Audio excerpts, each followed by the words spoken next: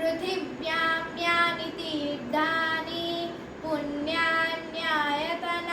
చ తాని సర్వాణ్యశేషాని హరిరిత్యక్షరద్వయం. భూమిలో ఉన్న అన్ని పుణ్యతీర్థాలలో స్నానం చేస్తే ఎంత పుణ్యం లభిస్తుందో అంతే పుణ్యం మనం హరినామస్మరణ చేస్తే కలుగుతుంది. గవాం కోటి సహస్రాని హేమకన్యా సహస్రకం దత్తం స్యాత్తేన ఏనోక్తం హరిరిత్యక్షరద్వయం.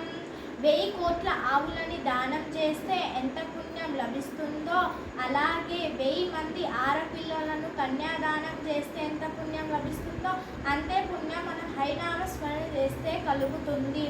ఋగ్వేదోధయజుర్వేదః సామవేదోప్యధర్మణః అధీతస్తేన ఏనోక్తం హరిరిత్యక్షరద్వయం.